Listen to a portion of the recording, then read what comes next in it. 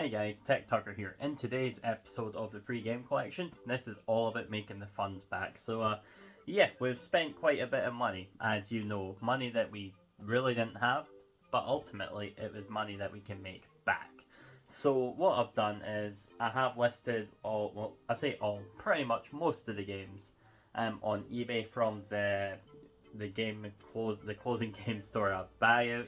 Again, check out that video if you've not seen it already to get caught up in terms of the context. But I do have some notes here that I've just put together because initially we started out from the previous episode before I stopped showing the funds, just so I had a chance to start selling some stuff and, you know, get to grips with what we were working with. And we had £10.23 cash in the collection, so the magical fund is now back. But yeah, got that. The Geek Hut buyout, which was the shop that I bought the stock from. Me and my brother went halfers on it, including postage. It cost us about £260 odd. And then after we went halfers on it, I've rounded my bet up to £133. So let's slash that from the budget right there. And it is gone. So now we're looking at £122.77 to make back. And we have made some good strides towards that. Sold a few things already, so I'll get you guys caught up with that. So sold the copies of Forza Horizon 4, I think it was, on the Xbox One 2 cash generator. Got £19 total for that, but bear in mind I'm going to be slashing half of all the made money because I've been giving it to my brother since he again put half towards this bundle. So I got £10 cash off the Forza Horizons. Then I've sold 3 things on eBay, being the Sealed Wasteland. Sold that for £25, so after fees and such, £10.60 back into the collection there. And then with Truberbrook, sold that one as well, £30, so after fees, postage, £11.96. Those two were a little lower for the fact that I undercharged for postage, so it cost an extra £1. So oops. And then finally, Pokemon Diamond has now sold as well, which I do actually still have in my possession. I need to post it and I'm going to do that tomorrow. That got me £10.52 after fees and postage because I sold it for £25. So now we're in the position where we need to make back £79.69. So what I'm going to do is I'm going to run you through what we've got left to sell and how much I'm asking for. Probably will, negotiate on it. And of course, if anyone's interested in any of this, again, feel free to reach out and ask. But yeah, let's move on to that. Just before the video ends as well, just to note that the Wonder Boy 3, if you haven't watched my November video games pickup episode, then you all know that I did return that. So we do have that £22.95 back in the CEX credit, so still got something to work with there. Alright, so now we have this stack of games that need to sell, so I've got them listed on eBay. So again, got Atelier, Liddell and Sewell, whatever that is.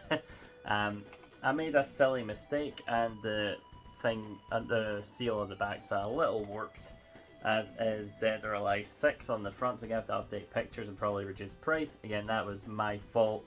I just cleaned them and I piled them up before they had time to fully dry. That's an idiot move. I used Cocoon to remove some stubborn stickers and they were completely fine up until that point.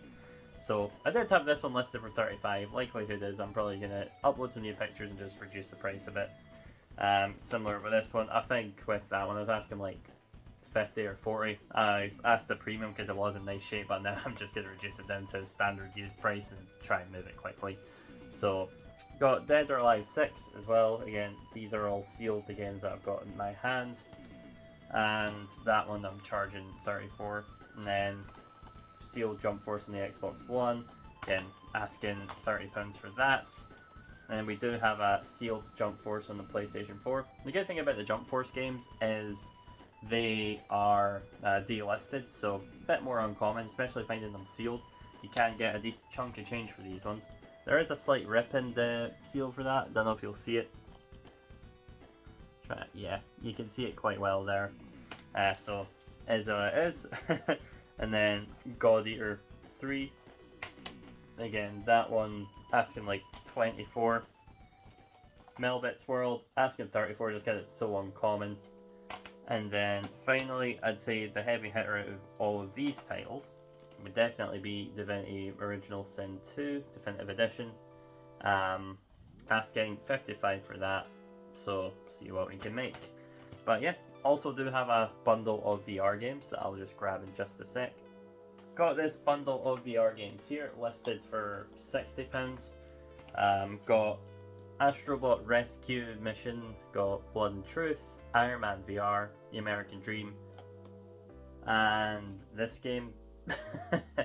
But yeah, as I say, with those, gonna list them. I've listed them for £6. I'm considering taking them off eBay, maybe seeing if I could sell them locally or sell them individually. Just because I'm getting views, but no one's really interested in it. So maybe there's not too much value in this lot anyway. So I'll see about that.